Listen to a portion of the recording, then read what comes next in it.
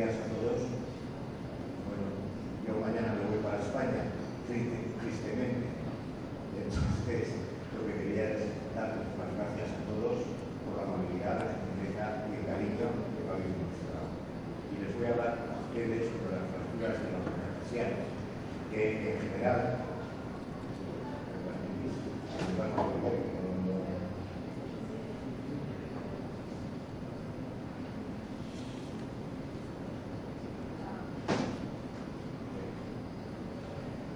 de los metatarsianos son lesiones frecuentes que en general se les da muy poca importancia. Las fracturas no desplazadas van a evolucionar bien, pero aquellas que son abiertas, que son múltiples o que tienen desplazamientos, pueden producirnos incapacidades o disfunción si no se tratan adecuadamente. Y las fracturas diafisarias son las más comunes del metatarsiano, que más fractura va a ser el quinto, seguido del tercero, segundo, primero y cuarto. El mecanismo lesional generalmente es por un impacto directo o por fuerzas también indirectas, como torsión más el pie fijo, abusión más de la base del quinto metatarsiano y también las fracturas por sobrecarga que afectan fundamentalmente al segundo y tercer inicio. Y clínicamente, pues todos sabemos que existe dolor en los tipos de fractura, existe inflamación. Hay que evaluar siempre la causa mecánica en las fracturas por sobrecarga, hay que valorar la posible lesión vascular haciendo una arteriografía, haciendo un doble, y hay que descartar siempre el síndrome compartimental, fundamentalmente cuando existen fracturas múltiples o por aplastamiento. El diagnóstico se hace por radiografía convencional, con proyecciones anterior-posterior, lateral y oblicuo a 30 grados. Cuando afecta a la articulación del bifrán, es importante radiografías en carga para demostrar las inestabilidades que pasan desapercibidas en un 20% de las veces. Y a veces tenemos que hacer también pues, alguna proyección especial para detectar, como en este caso, esta fractura de la base del quinto. Tenemos otras técnicas de imagen, como es el escáner. El escáner a nosotros nos parece que es una magnífica técnica para detectar las fracturas ocultas, para valorar la consolidación y también para valorar terapéuticamente las fracturas complejas. Aquí se ve una fractura de la base del cuarto meta, ¿verdad?, que había pasado desapercibida en la radiografía. Esto es un TAC helicoidal, donde vemos cómo nos quedan las fracturas de los metatarsianos. Aquí hay una fractura del quinto metatarsiano, otra fractura de estrés que nos va a detectar el escáner y fundamentalmente también la valoración de la consolidación de la fractura. Y luego la resonancia magnética es interesante para las fracturas ocultas o para las fracturas de estrés y también para las lesiones de las partes blandas. Biomecánicamente todos sabemos que la cabeza del primer metatarsiano pues apoya, al apoyar en el apoyo unipodal va a recibir el doble de presión del resto. El primer metatarsiano es corto, es ancho, es fuerte y no tiene ninguna conexión ligamentosa con el segundo metatarsiano. Por tanto, cuando nosotros no vemos que existe pérdida de la longitud ósea ni hay alteración de la posición de la cabeza, vamos a hacer un tratamiento ortopédico de 4 a 6 semanas de descargado. Pero si existe un desplazamiento de la cabeza o una pérdida de posición normal de la misma, vamos a hacer cirugía. Y la cirugía lo vamos a hacer bien con estas agujas de Kirchner, cerrada o abierta. Generalmente somos más partidarios. Cuando el primer metatarsiano se fractura y añadido se fracturan otros metatarsianos, de hacerlo abierta, porque de esta forma vamos a evitar el síndrome compartimental.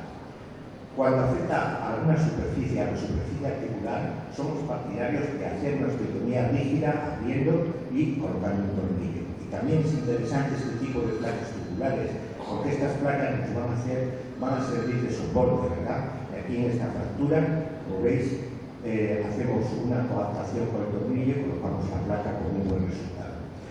Cuando afecta a la cabeza de la articulación, es fundamental preparar la cabeza, preparar la superficie con injertos, con tornillos, y somos también partidarios de la fijación externa, porque la fijación externa nos va a mantener la longitud y sobre todo cuando hay una fractura abierta, como en este caso que cayó un objeto cortante y produjo esta fractura del primer meta, era una fractura abierta, y le colocamos esta anotación en flexión dorsal del primer dedo, y esto era el primer día, como veis, a 10 días, a 40 días y a las 12 semanas con un magnífico resultado. Y en cuanto a los metatarsianos centrales, estos están unidos entre sí por potentes filamentos, aumenta la movilidad progresiva desde el segundo al quinto.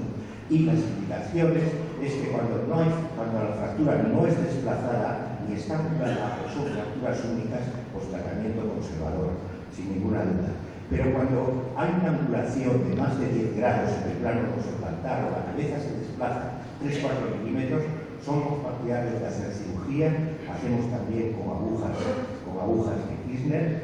Hay que tener presente, sobre todo cuando afecta, por ejemplo, a la fractura, a las cabezas de los metatarsianos o próximas a ellas, que hay que evitar las metatarsalgias y entonces hay que operar también con agujas de Kirchner. También hemos empleado en algunas ocasiones estas pequeñas placas. Y cuando afecta a la pulsación de Bifram, primero, segundo y tercer grado, siempre abrimos, hacemos osteotomía rígida y cuarto y quinto lo podemos hacer con una aguja de Kirchner.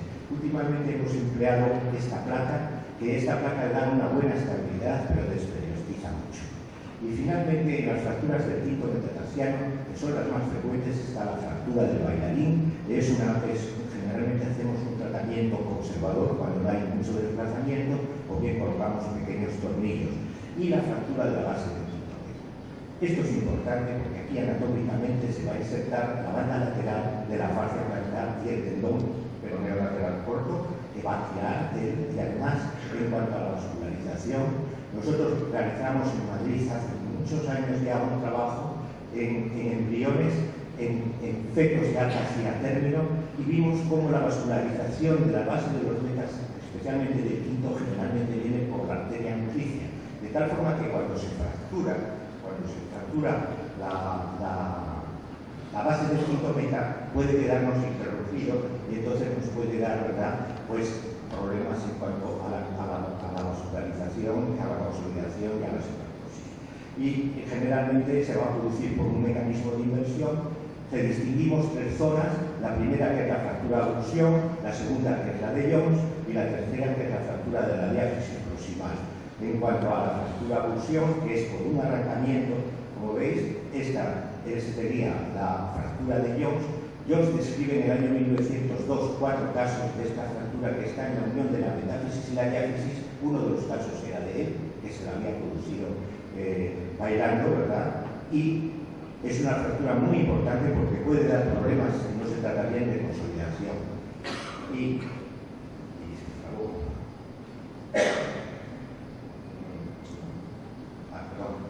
Y luego está la fractura de Jones, ¿verdad?, que con el TAC vamos a ver la evolución de la misma. Y finalmente la zona 3 se da mucho en los atletas a 1,5 centímetros de la punta de la base del quinto meta, ¿verdad? En la zona 1 hacemos un tratamiento conservador, siempre que el fragmento no sea grande, sino vamos a hacer un anclaje o vamos a colocar un tornillo, ¿verdad? Y luego, en la zona 2, que es el tratamiento en la fractura de Jones, somos más partidarios de hacer siempre tratamiento quirúrgico porque la consolidación nos va a pasar las 10 semanas y nos puede dar pseudoartrosis. Y en la zona 3 también somos partidarios de realizar el tratamiento quirúrgico con un tornillo intramedular. Hay que evitar siempre la pseudoartrosis, ¿verdad?, la vascularización. Entonces somos fundamentalmente, lo que hacemos es que cuando existe una pseudoartrosis, pues vamos a ir al foco de la pseudoartrosis, vamos a liberar los restos y vamos a apoyarlos con un injerto y con un tornillo, ¿verdad? Un tornillo que va a ir desde la base de la quinto meta hasta la cortical interna. Y nada más, esta es mi ciudad, es una ciudad pequeña de 200.000 habitantes.